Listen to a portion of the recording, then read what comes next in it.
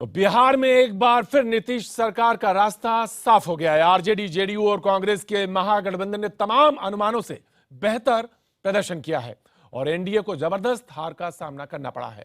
लालू की party RJD सबसे बड़ी पार्टी बन गई है, जबकि नीतीश की पार्टी दूसरे नंबर पर है। इन्हीं दो दलों को अगर मिला लें तो बहुमत का जादुई आंकड़ा पूरा हो गया है। अरसे बाद कांग्रेस बिहार में 2 अंकों में पहुंच पाई है। बीजेपी ने उम्मीद से काफी खराब प्रदर्शन किया और उसके सहयोगी दलों ने उससे भी ज्यादा खराब। बिहार की इस हार जीत का असर आने वाले दिनों में देश और दूसरे राज्यों की राजनीति में दिखाई पड़ सकता है। महागठबंधन की दूसरी बड़ी पार्टी के मुखिया होने के बावजूद नीतीश का मुख्यमंत्री बनना तय है। लेकिन क्या सबसे बड़ी पार्टी आरजेडी से कोई उप मुख्यमंत्री भी बन पाएगा? जीत से महागठबंधन ने जो धमाका किया है, फिलहाल सुनिए ये आवाज।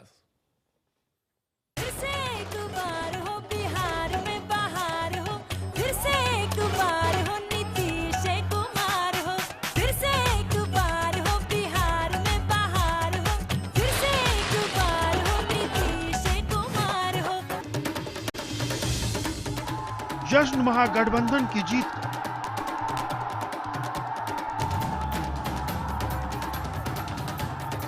महाधमाका महागठबंधन की जीत का।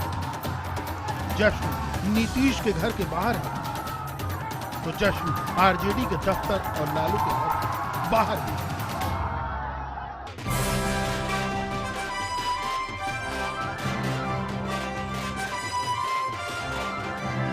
शुरुआती रुझान में पिछड़ने, फिर कांटे के मुकाबले में आने और अंत में जीत दर्ज करने के बाद जश्न मनाने की बारी नीतीश, लालू और सोनिया के महागठबंधन की। महागठबंधन की महाजीत के बाद महाजश्न दिल्ली तक पहुंचे और दिवाली से पहले पटाखे जले। अरसे बाद कांग्रेसियों को भी जश्न का बहाना जो मिला।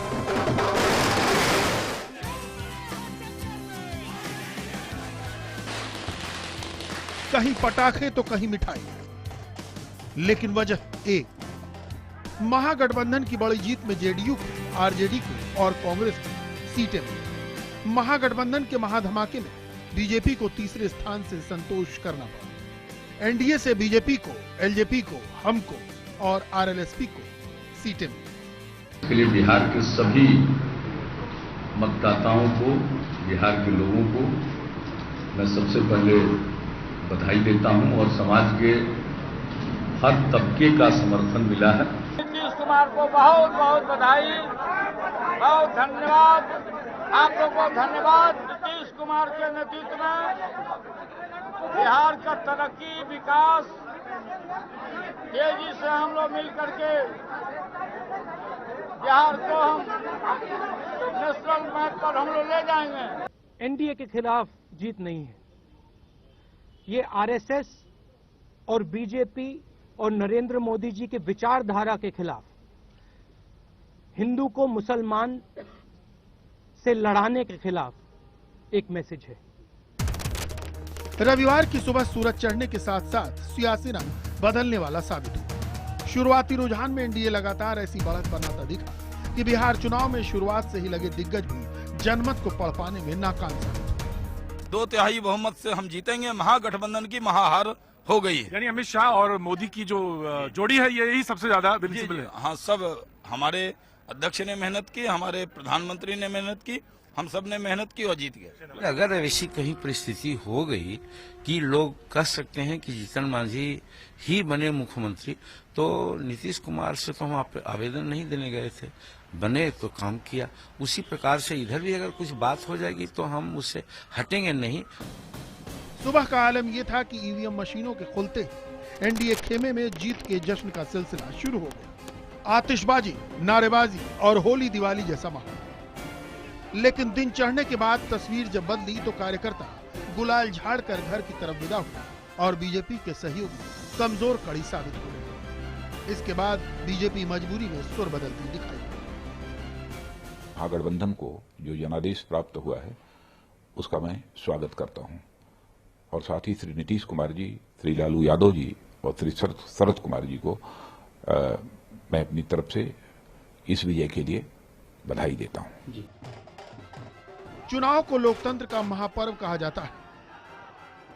त्योहारों के मौसम में बिहार चुनाव ने कई दलों को अपने अंदर झांकने, अपने कार्यकलाप पर मंथन करने का मौका दिया है, तो कई दलों को पिछली गलतियों से सबक लेकर राज्य को बेहतर दिशा में ले जाने का मौका।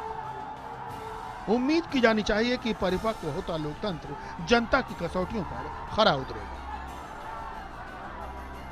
Bureau report, IABN 7। और जो आज बहस का मुद्दा है, जो बातचीत का मुद्दा है, उसके दो पहलू हैं। जो सबसे महत्वपूर्ण वो ये कि जो कि एनडीए की तरफ से आया और बीजेपी ने कहा कि चुनाव के बाद या चुनाव जीतने के बाद जो दूसरी सबसे बड़ी चीज होती है वो ये कि सरकार चलानी होती है। और उसके बाद एक बात ये कि आपसे कुछ देर पहले लालू जी प्रेस कॉन्फ्रेंस कर रहे थे, उन्होंने कहा कि जनता हमें माफ नहीं करेगी अगर खरे नहीं उतरे। महागठबंधन की धमाकेदार जीत और एनडीए की करारी शिकस्त के बाद कई सवाल खड़े हो रहे हैं और यही सवाल हम आपसे इस प्रोग्राम के जरिए पूछ रहे हैं। और सवाल पहला ये कि क्या महागठबंधन की बड़ी जीत के बावजूद नीतीश अपनी मर्जी से सरकार चला पाएंगे? दूसरा सवाल, क्या महागठबंधन की जीत से ज्यादा बड़ी उसे जिम्मेदारी मिली है? क्या बिहार चुनाव से देश भर में एनडीए के खिलाफ विपक्ष को एकजुट होने का संदेश किया है? चौथा, क्या बिहार में कमजोर कड़ी साबित हुई बीजेपी के सहयोगी? पांचवा सवाल, क्या बीजेपी दिल्ली के बाद बिहार के जनादेश से सबक लेगी? ये 5 सवाल हम पूछ रहे हैं और ये चर्चा यहीं से शुरू कर रहे हैं। हमारे साथ जो इस चर्चा में मौजूद है हमारे खास मेहमान, उनसे हम आपका तारुफ करा दें। बीजेपी के उपाध्यक्ष प्रभात झा हमारे साथ जुड़ रहे हैं। लखनऊ से कांग्रेस के प्रवक्ता अखिलेश प्रताप सिंह हमारे साथ हैं और हमारे साथ मसूद रजा हमारे साथ मौजूद हैं और इसके अलावा आरएसएस के विचारक राकेश सिन्हा हमारे साथ स्टूडियो से मौजूद हैं। प्रवक्ता आरजेडी नवल किशोर यादव हमारे साथ, जेडीयू प्रवक्ता घनश्याम तिवारी और फर्स्ट पोस्ट के राजनीतिक संपादक संजय सिंह हमारे साथ मौजूद हैं। आप सभी लोगों का बहुत बहुत स्वागत। लेकिन सबसे पहला सवाल ये जो मैं आरजेडी के प्रवक्ता से पूछना चाहूंगा, लालू जी जब ये कहते हैं कि जनता हमें माफ नहीं करेगी तो इसका सीधा मतलब ये है कि कहीं ना कहीं लाइन ड्रॉ करनी पड़ेगी। जो विकास की बात है, जो काम करने की बात है, कहीं पीछे से सबक लेने की भी बात है। जी नवल किशोर जी। नहीं, सबसे पहले तो देखिए जो महागठबंधन बनी है और जब इस विषय पे चर्चा चल रहा था कि किन चीज़ों को ध्यान में रख के हमें साथ आना है और चुनाव में जाना है, तो यह सारी बातें उसी समय तय हो गई थी और उन्हीं मुद्दों को लेकर हम जनता के पास गए, उन्हीं चीज़ों पर बात की और वहीं से हमें यह एक बड़ा जनादेश मिला है। तो उससे अगर हम पीछे हटे, उनका मतलब सीधा यही है कि उससे पीछे हम अगर हटेंगे तो जनता हमें माफ नहीं करेगी। इसका मतलब है कि जो विकास का समावेशी स्वरूप है, संरचना है, जिस विकास की ये बात कर रहे हैं और जिस विकास में ये विश्वास रखते हैं और जो ऐसे राज्य के लिए जहाँ पर 90% जनता गाँव में रहती है, वहाँ के विकास की धुरी तय करने के लिए जो उनके पास अपना एक सोच है, जिसके आधार पर उन्होंने जो 7 निश्चय तय किए हैं, उसके आधार पर वो जनता के पास गए हैं और वह समाज के हर वर्ग को, यहाँ तक कि जो सबसे अंतिम लाइन में उस वर्ग को ध्यान में रखते हुए उन्होंने अपनी बात रखी है। उस फ्रंट पे अगर कमजोर पड़े किसी कारण से जी, तब उस कॉन्टेक्स्ट में, उस संदर्भ में उनका कहना है कि जनता हमें माफ नहीं करेगी। इसलिए हम सजग हैं कि हमारी सरकार जो बनेगी वह इन सारे मुद्दों को ध्यान में रखते हुए मुद्दों को ध्यान में रखेगी। राकेश जी की बात जानना चाहते हैं। राकेश जी वो कह रहे हैं, लालू जी ये भी कह रहे हैं कि अब सबसे पहला काम वो ये करेंगे, इधर सरकार बनवाएंगे और उधर वो बनारस की तरफ निकल लेंगे लालटेन लेके और जाके देखेंगे, उस गांव को देखेंगे जाके कि वहां पे पुल बना है या नहीं बना है। तो कह रहे हैं कि कहीं ना कहीं वो मोर्चा खोलना चाहते हैं केंद्र की तरफ और एक छोटा भाई जो है वो सरकार चलाएगा। ये बिल्कुल सही कहीं ना कहीं बात, वो अपनी बात जो रखी उन्होंने प्रेस कॉन्फ्रेंस में। देखिए, हमारी शुभकामनाएं हैं कि सरकार चले। बिहार के हित में यही होगा कि चाहे लालू जी हों, नीतीश जी हों, दोनों साथ साथ रहें, पुरानी इतिहास न दोहराएं। ये बिहार के इतिहास में रहा है, इससे मैं उनको शुभकामनाएं देता हूँ। लेकिन दूसरी महत्वपूर्ण बात है कि बिहार भारत नहीं है और भारत बिहार नहीं है। बिहार की जीत और हार भारतीय जनता पार्टी के लिए वैसे ही है जैसे तमिलनाडु की जीत हार होती है, महाराष्ट्र की जीत हार होती है। इसको एक नॉइज के रूप में तब्दील कर देना, कि एक ऐसा नॉइज बना देना कि अब केंद्र के खिलाफ रेफरेंडम है, लालू जी बिहार से बाहर जाकर जाएंगे। देखिए, लालू यादव ने निश्चित रूप से एक परिपक्वता का परिचय दिया है जिसका अंदाज लोगों को नहीं था, ये तो मैं मानता हूं। उन्होंने एक परिपक्व राजनीतिज्ञ की तरह व्यवहार किया इस चुनाव में, लेकिन उस परिपक्वता में जो अति उत्साह दिखा रहे हैं कि वो जाएंगे, दिल्ली जाएंगे, उनकी अपनी विश्वसनीयता, राजनीतिक विश्वसनीयता ऐसी नहीं है कोई देश में कोई जन आंदोलन। राकेश जी, हम आपको माफी चाहेंगे, हम आपको रोक रहे हैं, बीच में हम आते हैं। राबड़ी देवी कुछ प्रेस कॉन्फ्रेंस करी में कांटा का लड़ाई था, बाकी कांटा का लड़ाई को जवाब बिहार की जनता दे दिया। व्यक्तिगत हार भी है, प्रधानमंत्री मोदी की इतनी रैलियां की, अमित शाह उनकी भी हार देखती है इसमें। पूरा हार है, पूरा बिहार की जनता दिखा दिया उनको किस तरह से झूठा वादा करके एमपी के चुनाव में प्रधानमंत्री बन गए, एक भी जनता का वादा पूरा नहीं है। काला धन नहीं लाए, 15 लाख गरीब के खाता में नहीं गया, दाल महंगा हो गया, महंगाई हो गया। अब इधर देखिए काल परसों देखिए महंगा सब बढ़ा दिए, सब तो हो गया। अब जनता देख लिया ना, दोनों जीता है, दोनों का शुभकामना हमारा है, बधाई है, आशीर्वाद है हमारा। जी, राकेश जी हमारे साथ मौजूद है, वो बोल रहे थे। लेकिन प्रभात जी, मैं आपके पास जाना चाहता हूं, ये जो बात थी जो राबड़ी जी कह रही थी, ये बिहार की जनता ने ज्यादा सुना, समझा और लगता है इस पे ज्यादा वोट दिया और इसने ज्यादा अपील की, ये बात कहीं ज्यादा गौर करने वाली है।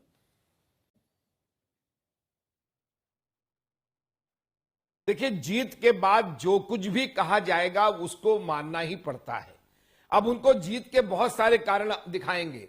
हम तो ये जानते हैं कि हम इस समय अपने आत्मलोचन करेंगे, आत्मविश्लेषण करेंगे कि हमारे पराजय के मुख्य कारण क्या हैं और उसको दूर करने की कोशिश करेंगे। अब उनके जीत के क्या क्या कारण होंगे वो तो जो कहेंगे, इस समय उनका कहना अपने आप में महत्वपूर्ण हो जाता है कि हम इस कारण से जीते, उन्होंने ये कहा, बीजेपी ने ये कहा, मोदी जी ने ये कहा, अमित जी ने ये कहा। हम उसमें नहीं पड़ना। हम ये चाहते हैं कि उनको सफलता मिली है, सरकार अच्छे से चलाएं, केंद्र से सहयोग मिले, ये सब बातें होंगी। हम सिर्फ इतना जानते हैं कि हमें अपने आत्मविश्लेषण करना पड़ेगा कि हमारे पराजय के कौन कौन से प्रमुख कारण हैं और उन कारणों को दूर करने की कोशिश भारतीय जनता पार्टी को ईमानदारी से करना पड़ेगा। आप बात कर रहे थे, तमाम बातें हो रही थी, आज आपके केंद्रीय कार्यालय में भी बात हुई है, तमाम लोगों ने कहा कि भाई वो जो मुद्दे थे, वो क्षेत्रीय मुद्दे जो थे, प्रदेश के जो मुद्दे थे, जो प्रदेश की समस्याएं थी, वो ज्यादा उस पर कॉन्सेंट्रेट करना चाहिए था। कहीं ना कहीं हम उन विषयों पे बोल रहे थे जिनकी जरूरत नहीं थी। प्रभात जी, ये एक कारण हो सकता है। मैं मानता हूं प्रतीक जी, इससे कोई, देखिए, इससे कोई, आज मैं इससे डिफर करूं, हम जनता की नब्ज को नहीं समझ पाए। हमारे प्रचार में जो कुछ भी बातें थी वो जनता को समझ में नहीं, क्योंकि अगर जनता के नब्ज को समझते तो परिणाम आज कुछ और होता। हम नहीं समझ पाए और नहीं समझने के क्या कारण थे, इतनी दूरी क्यों रही, ये सब बातों का विश्लेषण तो बैठकों में ही होगा जब हम अपने आत्मविश्लेषण करेंगे। इस समय अचानक 2-3 घंटे में ही मैं कह दूं यह संभव नहीं है। कारण बहुत सारे हो सकते हैं, किसी एक कारण से यह पराजय नहीं हुई है, बहुत सारे कारण होंगे जिन कारणों को हमको एकत्रित करके जो संदेश दिया है बिहार की जनता ने और जो सबक दिया है, दोनों को मान्यता देना और हमको आज हमारी जरूरत भी है।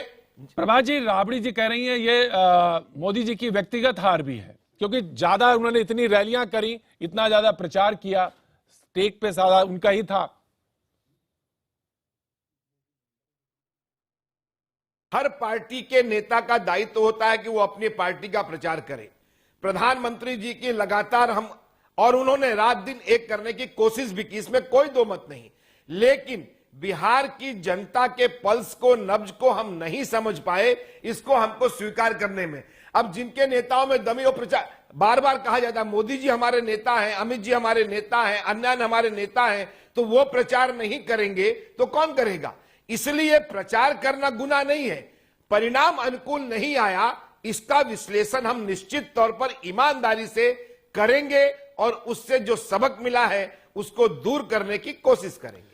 जी, हमारे साथ संजय सिंह जी भी मौजूद हैं, वरिष्ठ पत्रकार हैं और हमारे फर्स्ट पोस्ट के एडिटर हैं, यहाँ पे मौजूद हैं। मैं जानना चाहता हूं संजय जी, आखिर वो जो नब्ज थी उस पर क्यों नहीं हाथ था, कहां चूक हुई। तमाम तरह से एक तरह से प्रचार किया जा रहा था, बम्बार्डमेंट हो रहा था, रैलियां हो रही थी, लेकिन कहां वो जो नब्ज थी छूट गई।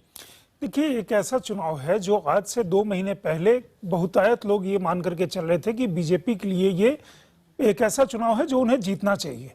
ये चुनाव जब से देखेंगे, अगर बीजेपी आत्ममंथन करेगी, जिसका जिक्र प्रभात जी कर रहे हैं, दिल्ली के बाद नहीं हुआ, हो सकता है बिहार के बाद आत्ममंथन करने की ज्यादा जरूरत हो। कैंडिडेट सिलेक्शन हो, कैंडिडेट का गलत सिलेक्शन हुआ। आप जैसे फॉर इंस्टेंस अगर आप अपने वीक पॉइंट 22 यादवों को टिकट देंगे और जहां आप चाह रहे हैं कि उसमें सेंध लगाएं और उस पर इतना अग्रेसिव हो गए, वो एक चीज है। जंगल राज का अग्रेसिव वो निगेटिव कैंपेन हुआ, लीडर्स का जिस तरह का बाकी वो है, अंदरूनी बिखराव है। एक स्तर पर मैं ये भी कहूंगा कि मोहन भागवत का वो जो स्टेटमेंट था वो भी काफी इल टाइम्ड स्टेटमेंट था। तो इनको बहुत सारे चीजों पे वो मंथन करना होगा बीजेपी को, जहां की आप चुनाव को सीधे दूसरे के प्लेटर में दे देते हैं। वो भी तब जबकि बीजेपी इस चीज के लिए मानी जाती थी, मतलब 2014 देख लीजिए या उसके पहले का साल देख लीजिए, बीजेपी लगातार विनिंग स्प्री पे थी। पहले दिल्ली की हार और अब बिहार की हार, मतलब बिहार के मायने आप अभी कह रहे थे ना, मतलब जिस तरह से हम जिक्र कर रहे हैं, बाकी चीज है बिल्डअप ऐसा है जैसे लोकसभा चुनाव के बाद, मतलब सचमुच इसके काफी दूरगामी परिणाम है। उस तरह से ये दूरगामी परिणाम है। नीतीश और लालू यादव ने इस बात का जिक्र भी किया कि इसके क्या मतलब नेशनल दूरगामी परिणाम है। अखिलेश जी हमारे साथ लखनऊ से मौजूद हैं। दूरगामी परिणाम क्या निकल सकते हैं आने वाले चुनाव पर, इनका असर? जी, जहां से आप बैठे हुए लखनऊ से, वहां पे चुनाव होने, अखिलेश जी। हाँ, मैं वही कह रहा हूँ कि लोग पैकेजिंग मार्केटिंग में बीजेपी का कोई मुकाबला नहीं है, लेकिन वो बहुत दिन तक अगर माल दो खोटा हो तो नहीं चलता है। महाराष्ट्र में भी ये स्पष्ट बहुमत नहीं पाए हैं, अलायंस की सरकार है। झारखंड में भी स्पष्ट बहुमत नहीं पाए थे, मिला जुला के बने हैं। दिल्ली में सुपड़ा सा, बिहार आप देख ही रहे हैं। तो ये नहीं कि बिहार की अभी लेटेस्ट हार है या कुछ है। कारण क्या है, आज बिहार की जनता ने सबसे बड़ा इस देश की जनता को सुकून दिया है। वो यह सुकून दिया है कि ये देश सहिष्णु था, सहिष्णु है और सहिष्णु रहेगा। बता दिया कि असहिष्णुता वालों को यह सहिष्णु लोग बर्दाश्त करने वाले नहीं है। जिन लोगों को एक गलतफहमी थी कि हम असहिष्णु उदंड और लंपनपना करके हम सत्ता में हैं तो हमारी जनता सुन रही है, उनके कुछ काडर अगर ताली पीट रहे हैं उनके पीछे, तो उन लोगों को लगता था कि यही जनमानस का मन है। वो भ्रम तोड़ा है। और ये दूसरा भ्रम ये तोड़ा है कि मान्यवर प्रचारक के मूड से, जन प्रचार के मूड से बाहर आइए, प्रशासक के मूड में आइए, काम करिए, परिणाम दीजिए। जितने सब्जबाग आपने चुनाव के पहले दिखाए थे, बताए थे, उस पे कहीं आप नहीं है। सब जगह फ्लॉप है, कुछ किया ही नहीं। राकेश जी दिखा दिया कि प्रशासनिक क्षमता नाम की चीज माननीय मोदी जी में है ही नहीं है। देखिए, ये वो दिखा दिया मोदी जी ने, एक काम नहीं कर पाए। असल में क्या है, कांग्रेस के साथ एक दिक्कत क्या है कि अपने अस्तित्व की चिंता कम है। अच्छा। दूसरों की हार जीत की चिंता ज्यादा है। इनसे पूछिए कि 2014 का जो कांग्रेस के प्रति वर्डिक्ट था वो किस बात का वर्डिक्ट था। ये तो कह दिया सहिष्णुता है, देश में सहिष्णुता है, इसका ठेका ना कांग्रेस लिया ना बीजेपी लिया है। यह देश सहिष्णु अपने कारण से है, अपने जड़ के कारण है, अपनी संस्कृति के कारण है, अपने विरासत के कारण है। कोई इसकी सहिष्णुता को समाप्त नहीं कर सकता है। इस बात की नारेबाजी राजनीति में नहीं होनी चाहिए। दूसरी बात, कांग्रेस का अस्तित्व आज रीजनल पार्टी के अधीनस्थ जाकर कांग्रेस जा रही है। राहुल गांधी जो आरएसएस फोबिया से ग्रस्त हो गए हैं, दिन रात सुबह से शाम तक आरएसएस को गाली देकर अपनी प्रासंगिकता साबित करना चाह रहे हैं, और वाड्रा साहब ये फेसबुक पर लिखना शुरू कर दिए हैं। तो कांग्रेस के लिए संदेश तो यह है, आप भी संदेश सुन लीजिए। बीजेपी का संदेश तो प्रभात जी ने ईमानदारी से कहा कि हम सोल सर्चिंग करेंगे। आप सुन लीजिए कि वंशवाद आधुनिक लोकतंत्र में के प्रतिकूल है और राहुल गांधी आपके नेतृत्व करने की स्थिति में नहीं है। क्या इस संदेश को लेकर जाइए। एंटोनी कमेटी की रिपोर्ट पढ़ लीजिए और एंटोनी कमेटी की रिपोर्ट पढ़ के सहिष्णुता की बात कीजिए। जी अखिलेश जी, जी जी जी बिल्कुल बिल्कुल। देखिए आरएसएस हमें सर्टिफिकेट दे, हमें बहुत अच्छा लगता है, क्योंकि जिस दिन मेरी तारीफ करने लगेंगे उस दिन मुझे जो है चिंता होने लगेगी अपने ऊपर। ये तो हमें प्रसन्नता होती है कि आरएसएस हमें कोसे, नहीं तो ये तो क्या है। और देखिए 90 साल में आज यहाँ पहुंचे हैं हम, तो देश के जन जन में बसते हैं। आप कुछ लोगों के अवसर के नाते, क्योंकि आपको सत्ता चाहिए, बार बार मैं बताया हूं बिहार में क्या किया। आपके लोगों ने खुद कहा कि पैसे लेके गुंडों को टिकट दिया गया। आप कल्याण सिंह से शुरू करिए ना, क्या किया था यूपी में मुख्यमंत्री बनाने के लिए आपने? क्योंकि आप सत्ता के लिए कुछ भी करेंगे। कश्मीर में क्या किया? प्रभात जी, मैं आपकी बात, अखिलेश जी आपकी बात को, अखिलेश जी मैं आपकी बात को प्रभात जी के पास ले जाना चाहता हूं। आपके ही पार्टी के कुछ लोगों ने नाम लेके, बल्कि उन्होंने कहा कि टिकट वितरण में गड़बड़ी हुई, ये बात कही गई, शत्रुघ्न सिन्हा का नाम लिया गया। सारे क्रिमिनलों को टिकट ये दिए, सारे प्रभात जी जो सजा याफ्ता लोगों को मंच पे ये बिठाया अपने साथ, प्रधानमंत्री के साथ सजा याफ्ता लोग बैठ रहे हैं, और सारे क्रिमिनलों को टिकट ये दिए। यूपी में कैसे कल्याण सिंह के समय शुरू हुआ था, हम बताने की आवश्यकता नहीं है, जनता देख रही है। जी प्रभात जी जवाब देना चाहेंगे? देखिए, मैं तो इतना जानता हूं, हमको अपना घर ठीक करना है, हमें कांग्रेस से कोई मतलब नहीं, उनके आरोप से कोई मतलब नहीं है। आपने बात कही शत्रुघ्न सिन्हा की और सिंह साहब की। सवाल यह है कि पार्टी में कमिटेड वर्कर हैं, हम सबसे अपेक्षा नहीं करते। हम लोग बचपन से संघ के काम से जुड़े रहे और उसके बाद पार्टी का काम कर रहे हैं, हम कमिटेड हैं। आज अगर एक भी सीट नहीं आती तब भी हम अपने पार्टी की जीत के लिए सदैव काम करते हैं। हार जीत जनता का फैसला है, हम इसमें नहीं पड़ते हैं। हमें इतना है, हम अपेक्षा भी नहीं करते। हम शत्रुघ्न सिन्हा जी से और आरके सिंह से यह अपेक्षा नहीं करते हैं जो पार्टी मेरी मुझसे अपेक्षा करती होगी, इसलिए कि वो एक सेलिब्रिटी हैं और एक वो प्रशासन से आए हैं, प्रशासक रहे हैं। इसलिए मेरा मानना है कि उनकी भाषा क्या है नहीं जानता हूं, लेकिन हां, ऐसी बातें चुनाव के समय कहने से नुकसान होता है, उसका भी नुकसान जो हुआ है वो उसमें शामिल होगा। जी हमारे साथ घनश्याम जी मौजूद है जेडीयू के। घनश्याम जी, ये भी बात हो रही कि एक उप मुख्यमंत्री का पद भी होगा और उसमें उसको भी लेकर बात है कि क्योंकि सबसे बड़ी पार्टी आरजेडी है तो उस तरफ होगा। तो क्या ये बात कहीं पावर दो पावर दिखाई पड़ेंगे या सेंटर 2 पावर सेंटर है तो इसमें खींचतान होगी या इस तरह की अटकलें? हालांकि अभी बहुत शुरुआती बात है, लेकिन बात तो उप मुख्यमंत्री की हुई है। देखिए, ये शुरुआत से इस चुनाव अभियान को आप देखिए, इतनी बड़ी जीत महागठबंधन की हुई है, लगातार अटकलें लगती रहीं कि ये भारतीय जनता पार्टी का एक रणनीतिक फेलियर इस चीज पे भी रहा है कि वो उम्मीद लगाए बैठे थे कि महागठबंधन चलेगा ही नहीं, ये गठबंधन ही नहीं चलेगा। लेकिन ये गठबंधन एकजुट होकर के उसने एक स्वर में बिहार की जनता के सामने अपना साझा कार्यक्रम प्रस्तुत किया। एक नेतृत्व, एक साझा कार्यक्रम, एक विजन बिहार के लिए कि आगे क्या करना है। तो जहां तक ये जो बातें हैं कि उप मुख्यमंत्री कौन होगा नहीं होगा, ये जिम्मेदारी लालू जी की भी है और नीतीश जी की भी है, और नीतीश जी ने अपने आप को ऑन द लाइन रखा है कि मैं एक अच्छी सरकार दूंगा, सुशासन की सरकार दूंगा। उन्होंने अपने 7 निश्चय बताए हैं, युवाओं के लिए निश्चय बताए हैं, उसका बजटरी एलोकेशन बताया है, महिलाओं के लिए आरक्षण की बात कही है। ये देखिए, जो महिलाओं के लिए हमने आरक्षण की बात कही है, मध्य प्रदेश ने उसको ऑलरेडी कैबिनेट ने अप्रूव किया है। उन्होंने 33% आरक्षण दिया है, हमने 35% अपने मैनिफेस्टो में भी कहा है, साझा कार्यक्रम में भी कहा है। तीसरी बात जो बिजली की बात है, तो 15 अगस्त 2012 को जो नीतीश कुमार जी ने कहा था कि मैं यदि बिजली की स्थिति नहीं सुधार पाया तो वोट मांगने नहीं आऊंगा, तो बिजली की स्थिति सुधरी। लेकिन अब निश्चय है कि हर घर तक बिजली पहुंचेगी और जो अंतिम माइल तक बिजली पहुंचाने का जो सवाल है उसका बेड़ा, उसका जिम्मेदारी भी सरकार उठाएगी। तो यहां पर बिल्कुल स्पष्ट है, एक संकल्प है कि बिहार को आगे बढ़ाना है और बिहार की जनता ने बड़े सूझबूझ से एक ऐसे नेतृत्व को आगे किया है जिसको वो 40 वर्षों से जानती है, जिसकी राजनीति जो भी रही हो। पावर के दो सेंटर नहीं होंगे, पावर के 2 सेंटर नहीं होंगे, ऐसा आप कह रहे हैं? मैं ये कह रहा हूं कि मुझे इन दोनों नेताओं के मैच्योरिटी पे, इनकी राजनीतिक सूझबूझ पर इतना ज्यादा भरोसा है और जनता को भी भरोसा हुआ है इस अभियान के दौरान कि पावर के 2 सेंटर या इस तरह की अटकलें नहीं सामने आएंगी। जी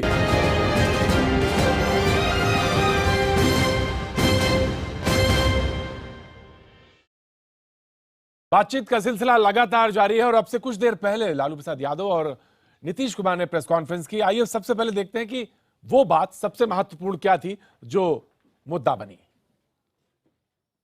जीत के बाद कोई हम विपक्ष के प्रति बिहार में जो हमारे मुख्य प्रतिद्वंदी थे उनके बारे में कोई हम लोगों के मन में ऐसी भावना नहीं है कि हम उनका मजाक उड़ाएं। इस तरह की भावना से हम कभी गाइडेड नहीं होते, आगे भी नहीं होंगे।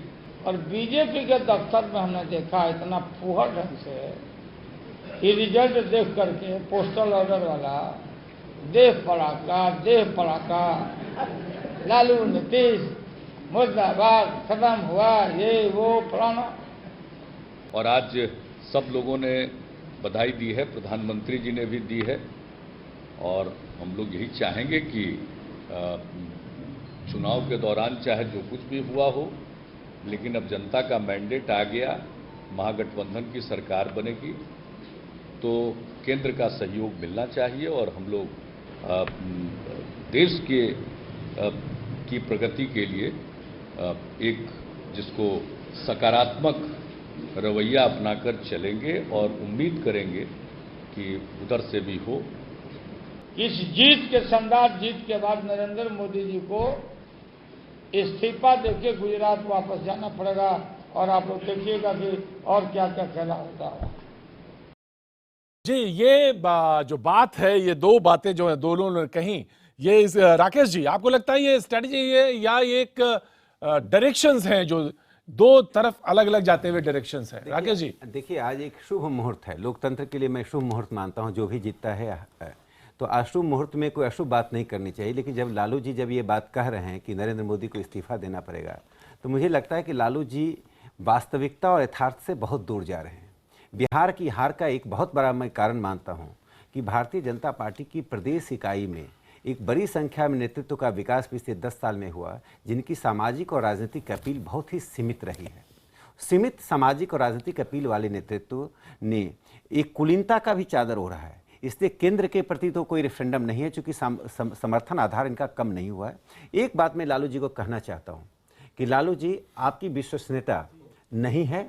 परिस्थिति कभी किसी को जिता देती है, कभी हरा देती है। आज परिस्थिति की उपज है, लेकिन मुझे जो खतरा नजर आ रहा है कि लालू जी और नीतीश जी के बीच में सत्ता का संघर्ष अगर नहीं चले तो बिहार के लिए शुभ है, यदि चला तो ये बिहार के लिए अभिशाप। नवल जी विश्वसनीयता नहीं है इस पर?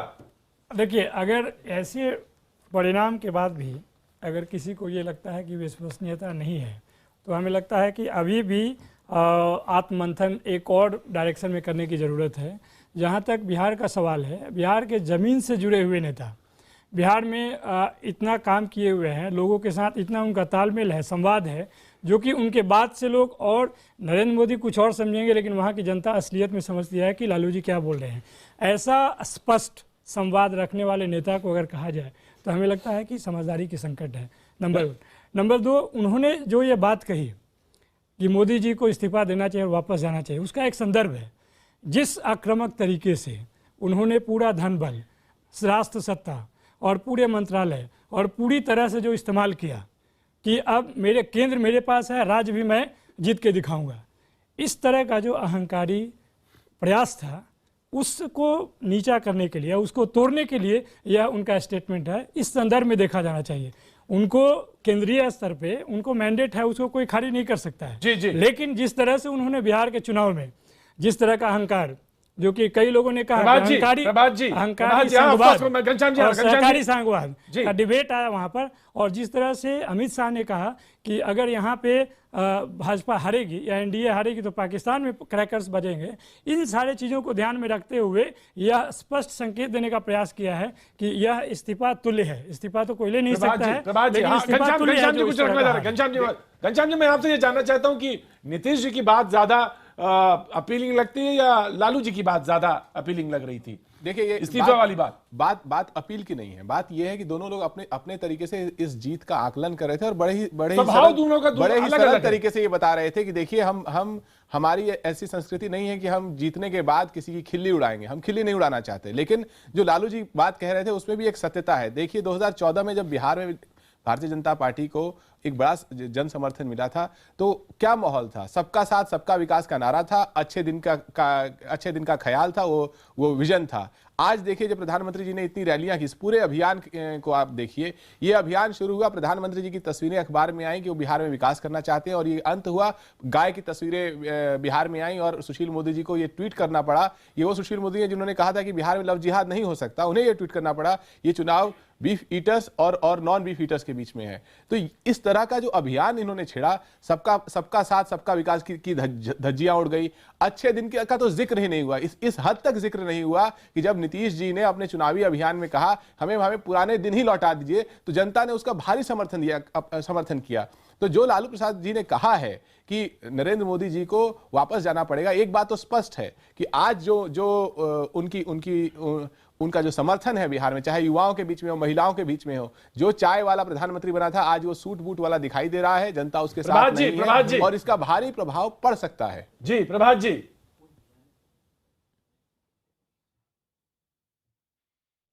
देखिए, इन सब बातों को आज ये जीते हैं तो कह सकते हैं और कह रहे हैं, लेकिन सच्चाई ये है कि क्या बिहार की जीत देश की जीत हो गई?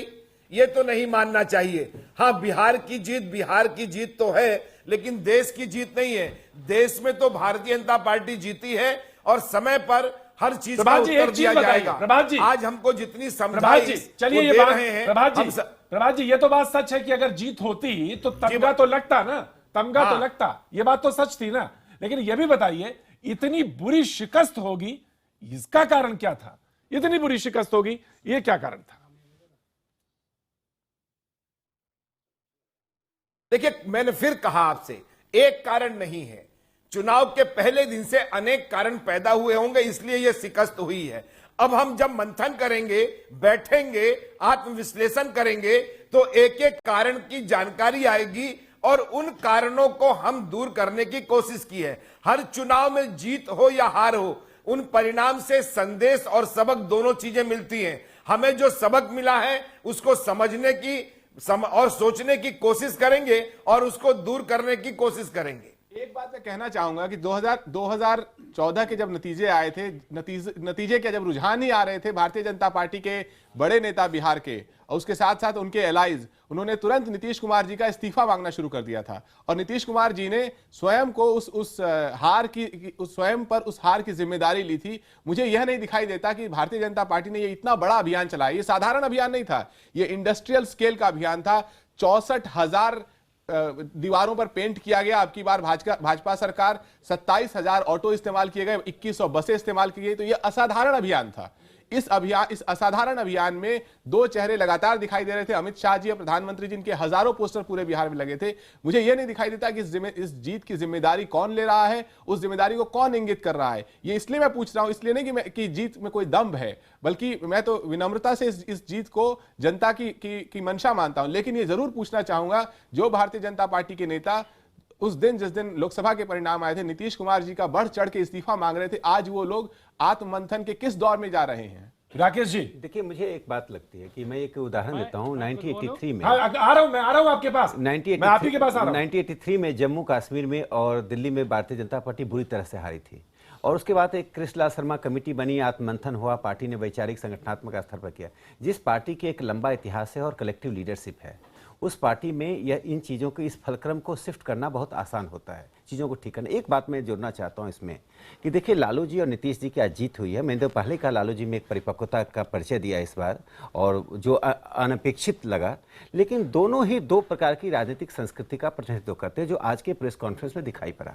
नीतीश जी में एक सौम्यता है और लालू जी में एक जिसको कहते हैं उच्छृंखल हो जाना, और वह चीज राजनीति में वैमनस्यता का कोई स्थान नहीं होता। एक लोकतांत्रिक व्यवस्था में वैमनस्यता का कोई स्थान नहीं होना चाहिए। एक समय तक चुनाव में नारेबाजी होती है, आपस में आरोप प्रत्यारोप होता है, लेकिन लोकतंत्र को पुनः अपनी जगह पर लौटना चाहिए। यही स्वस्थ लोकतंत्र की परंपरा भारत में रही है, उसी के अनुसार इन दोनों को व्यवहार करना। अखिलेश जी, आप कह रहे थे, जो बात हो रही थी कि नीतीश जी की जो बात है, जो उन्होंने प्रेस कॉन्फ्रेंस में कही, उन्होंने कहा कि आगे बढ़ना चाहिए, भूलना चाहिए। उन्होंने, लेकिन वहीं लालू जी ने कहा कि नहीं भाई, इस्तीफा देना चाहिए। तो ये दो लगते हैं, दो रुख है अखिलेश जी। नहीं, आप ठीक, वो लालू जी ने कहा कि हम इतना कर देंगे कि इन्हें इस्तीफा देके गुजरात जाना पड़ेगा। इस हार को लेके बनारस हम इनके खिलाफ अभियान शुरू करेंगे। ये तो कोई भी पॉलिटिकल आदमी कहेगा ही, और आज जनता का मूड भी यही हो गया। आज चुनाव हो तो अपने आप बाहर हो जाएंगे, लेकिन ठीक है, चुनाव आज होंगे नहीं तो बाहर हो जाएंगे। देखिए, बार बार राकेश सिन्हा जी, लालू जी उसमें कुछ विभेद दिखाने का प्रयास कर रहे हैं। हमारे गांव में कहावत है, वही है ना, सबसे बड़े दल के नाते उभर कर आए और किंग मेकर है, इसलिए किंग मेकर को और विधानसभा में सबसे बड़ी पार्टी के नाते उभर कर आए हैं। इसलिए मैंने उनको टेलीफोन करके बधाई दी और फिर उसके बाद मैंने नीतीश जी को भी टेलीफोन किया, उनको भी बधाई दी। तो मित्रों, जनता ने महागठबंधन को स्पष्ट जनादेश दिया है। एक अच्छी बात है कि फ्रैक्चर्ड मैंडेट नहीं है, एक स्पष्ट जनादेश है। और बिहार के लिए आवश्यक था कि पिछले दिनों जिस प्रकार की एक राजनीतिक अस्थिरता की स्थिति बनी हुई थी, उसमें यह राज्य हित में था कि एक स्पष्ट जनादेश किसी गठबंधन को मिले। और इसलिए बिहार की जनता ने महागठबंधन को स्पष्ट जनादेश दिया है। हम उस जनादेश के सामने अपना सर झुकाते हैं, हम उसका सम्मान करते हैं। एनडीए गठबंधन को जिन लोगों ने वोट दिया है, उन तमाम मतदाताओं को, हमारे हजारों कार्यकर्ताओं को और हमारे गठबंधन के तमाम नेताओं को, और जिन लोगों ने दिन रात परिश्रम कर एनडीए गठबंधन के लिए काम किया है, मैं उन सभी लोगों को अपनी ओर से और बधाई और धन्यवाद देता हूं। एनडीए गठबंधन पूरी एकजुटता के साथ लड़ा, हमारे सभी सहयोगी मिलकर चुनाव लड़े, मंचों को शेयर भी किया और एक दूसरे के क्षेत्र में गए, एक दूसरे के प्रचार में पूरी ताकत के साथ लगे। इसलिए मैं अपने सहयोगी दल के सभी नेताओं को, खास करके श्री रामविलास पासवान जी, श्री चिराग पासवान, श्री जीतन राम मांझी जी, श्री उपेंद्र कुशवाहा जी। तो सुशील मोदी जी बोल रहे थे और धन्यवाद दे रहे थे और इस तरह शुभकामनाएं भी दे रहे थे, लेकिन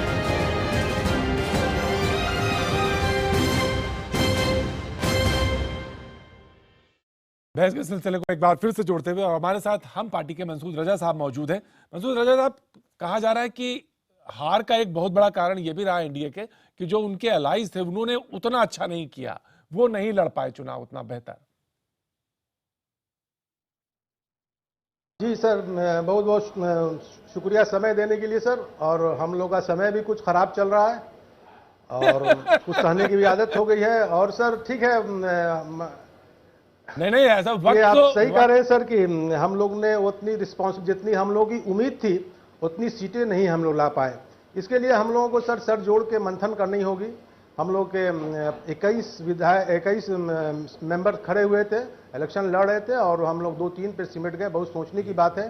सबसे बड़ी बात है सर कि कुछ ऐसे मुद्दे आ गए जो विकास का मुद्दा वहां ठप गया। जनता तो विकास चाहती थी लेकिन विकास पे वोट नहीं मिला, सबसे बड़ी बात यह है सर। दूसरा, कुछ मुद्दाएं ऐसी आ गई जिसको लोगों ने तोड़ मरोड़ के पेश किया और हम जैसे कार्यकर्ता जनता तक पहुंचा नहीं पाए। हमारे लीडर तो अपना काम कर गए लेकिन हम जैसे कार्यकर्ता इसमें पूरी तरह फेलियर हो गए।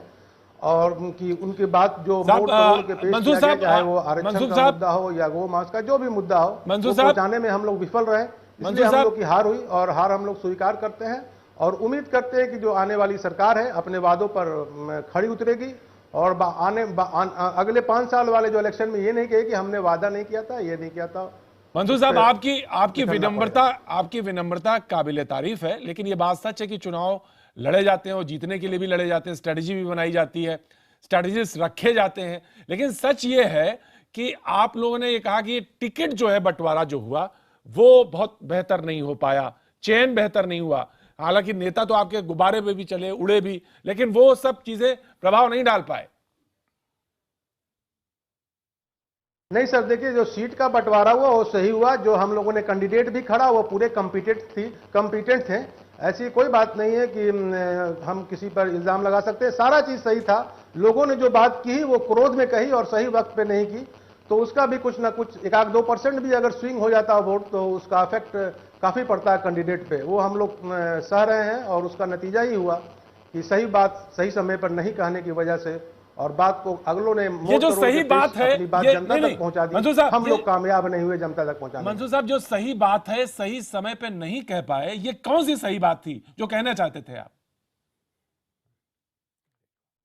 जैसे सर हमारे भागवत जी ने मुद्दा उठाया, वो आरक्षण का मुद्दा उठाया। उन्होंने कहा कि आरक्षण की समीक्षा होनी चाहिए। उस समीक्षा में हो सकता है कि आरक्षण और बढ़ जाता, ना कि घटने की बात थी। लोगों ने मोड़ तोड़ के पेश किया कि आरक्षण खत्म करने की बात कही जा रही है, जो उनके दिमाग में बैठा दिया गया। हम लोग जो मोहन भागवत कहे थे उस बात को जनता के बीच पेश नहीं कर पाए। ये कार्यकर्ता की गलती है, ना कि हमारे ऊपर के लीडरान की गलती है। हम लोग नहीं पेश कर पाए, इस वजह से हो गए सर। बीफ की बात थी सर, बीफ कहाँ का मसला था? ठीक है, इखलाक साहब का उसमें मर्डर हुआ, जो भी हुआ वो दीगर बात है, लेकिन वो मुद्दा बिहार में आ गया और बिहार में हम लोग ये नहीं लोगों को कन्विंस कर पाए कि भाई इसमें वहां की सरकार, यूपी की सरकार थी, ये दोष नरेंद्र मोदी पर ग्रहण किया जा रहा है। इस बात को हम लोग जनता में नहीं पहुंचा पाए सर, जिसकी वजह से हम लोगों को खामियाजा भुगतना पड़ा। दूसरी बात सर, कुछ एक्सटेंट तक हम अपने कौम की बात करते हैं, थोड़ा सा इग्नोरेंस हम लोग फील किए, खास के मुस्लिम कौम ने, जिसकी वजह से वो एग्रेसिव होकर वोटिंग किया। जो वोट कम होना चाहिए था, ठीक है, मुस्लिम वोट पड़ा उधर सही है, लेकिन वोट का एग्रेशन की वजह से 2-3% वो स्विंग हो गया। तो सारा स्विंग मिला करके हम लोग को 4% वोट, 5% वोट का स्विंग हुआ, उसकी वजह से हमारी हालत ये हो गई। मंसूर साहब एक बात फिर मैं कहूंगा, आपने कम से कम बेहद, मंसूर साहब एक बात तो कहनी पड़ेगी, जो तमाम चर्चाएं हैं वो इसी के आसपास हैं और आपने बहुत ईमानदारी के साथ बातें कही हैं। प्रभात जी, आप मानते हैं कि वो जो चीज आप कहना चाह रहे थे वो बात आप ईमानदारी से जनता तक नहीं पहुंचा पाए, जिसको कि मंसूर साहब अभी कह रहे हैं? शायद वो मुद्दे जरूरी नहीं थे। देखिए, इसमें क्या दो मत है। अगर इस बात को हम नहीं स्वीकार करेंगे, हम तो जनता तक बात नहीं पहुंचा पाए और पहुंचा नहीं पाए, जनता के पल्स को, नब्ज को भी नहीं समझ पाए। यह तो था ही कारण, और इसीलिए तो हम सत्ता में नहीं आए, बहुमत नहीं मिला है। अगर इन दोनों बातों की पूर्णता हो जाती तो शायद हम सत्ता में आते और अपनी स्ट्रेटेजी बदलते। हमें जो फीडबैक मिल रहा था या हम जो जनता के बीच में जा रहे थे, उन बातों को ही हमने समझने की कोशिश की। जनता के मन में क्या है, जनता क्या चाहती थी, उसको समझने में हमसे भूल हुई है और उस भूल का परिणाम है कि हम चुनाव में पराजित हुए हैं। जयदीप जी हमारे साथ मौजूद हैं, हमारे एडिटर डिजिटल। जयदीप जी, आपने तमाम पूरा चुनाव का पूरी हर स्टेप में मौजूद रहे, हर चीज देखते रहे, तमाम ग्राउंड रिपोर्ट्स देखते रहे। कहां ये जो चूक, जब तो कह रहे हैं कि हमसे नब्ज नहीं समझ पाए, नब्ज कहां पे, किस दौर में छूटी या किस चरण में छूटी, या कंप्लीटली सिंक आउट था जिसे कहते हैं? देखिए प्रतीक, आप भी जमीन पर खूब घूमे और हम भी 1-2 बार हो आए, और आपको अगर याद हो सबसे पहले जो हमारा बिहार डायलॉग हुआ था IBN का ही, उसमें हम देखें कि नीतीश कुमार जब आए तो उन्होंने शुरू के 1 घंटा जो बात रखी उसमें केवल उन्होंने ये बताया कि उन्होंने क्या विकास कार्य किए हैं, वो अब तक क्या करते रहे हैं, किस तरह उन्होंने छात्राओं को साइकिल दी है, कितने सड़क बनाए, कितने पुल पुलियाएं बनाई हैं। वहीं दूसरी तरफ हमने देखा कि जितने भी भारतीय जनता पार्टी के या दूसरे लीडर आए थे, उन्होंने ये बताने की कोशिश की कि कैसे नीतीश कुमार गलत व्यक्ति हैं, बिहार को सही तरीके से नहीं चला पा रहे हैं और कैसे वो खुद को बिहार मानते हैं। और दूसरा, उन्होंने ये भी बताने की कोशिश की, डिसोसिएट किया अपने आप को नीतीश कुमार से, और उन्होंने उनके कार्यकाल को और लालू के कार्यकाल को जोड़कर कहा कि 25 साल से बिहार में कुछ हुआ ही नहीं है। तो मुझे लगता है बिहार, जहां पर राजनीतिक जो पूरा विमर्श है बहुत परिपक्व होता है, तो बिहार की जनता की नब्ज को पहचानने में शुरू से गलती। दूसरा, मैंने एक बात जो कही थी आज सुबह की बातचीत में भी, बहस में भी, कि दिल्ली से जो एक बड़ा सबक लेना चाहिए था वो नहीं लिया है। दिल्ली में भी आपने कोई चेहरा सामने नहीं दिया, मोदी जी का चेहरा सामने करके पूरी लड़ाई लड़ी। तीसरी बात जो मंसूर जी ने कही है, मैं उसको निश्चित तौर पे, उन्होंने बहुत ईमानदारी से अपनी बात को रखा है सामने, और जो वक्त की उन्होंने बात की कि आज हमारा वक्त नहीं है, तो मंसूर भाई ये बात बिल्कुल सही है कि बादशाह तो दरअसल वक्त ही होता है। जब अच्छा होता है तो आपको अहंकार से बचना चाहिए और बुरा होता है तो अवसाद से बचना चाहिए। तो मुझे लगता है भारतीय जनता पार्टी को अवसाद से बचते हुए आत्मचिंतन करना चाहिए बहुत गहरा। ये जो 59 या 58 सीटों के जदीप, आपने मेरा बिल्कुल काम आसान कर दिया। आपने कहा कि सबक लेना अपने यहाँ देखना होगा, हम तो देखेंगे ही, बट आप भी देखिए, आपके यहाँ भी ये चीज बहुत आगे बढ़ गई है, जिसके चलते आप कहाँ सिमट के चले गए हैं वो तो अलग बात है। बिहार में आप धन्यवाद दीजिए लोगों का, खास के हम लोग कार्यकर्ताओं का, जिसके वजह से आप आ गए। सर एक चीज और हम बोलना चाहेंगे, 2 मिनट समय लेंगे सर। हमारे पार्टी का माफी चाहूंगा जदीप जी, ये जो भारतीय जनता पार्टी को सीटें मिल रही हैं, ये उनकी पराजय नहीं है, ये बिहार ने उनको रिजेक्ट कर दिया है, ये उनको नकारा है।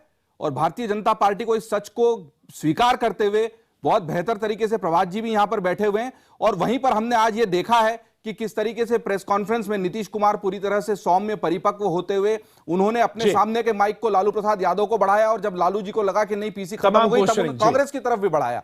तो वो अपनी इंक्लूसिवनेस को दिखा रहे थे वहां पर। वहीं दूसरी ओर लालू यादव अपने चिरपरिचित अंदाज में थे। ये अंदाज दिक्कत देता है कि आगे जाकर वो हमें देखना होगा। जी जी, बहुत बहुत शुक्रिया आप सभी लोगों का, आप सभी गेस्ट का जो हमारे साथ शरीक हुए और अपनी बात बेबाकी से रखी। लेकिन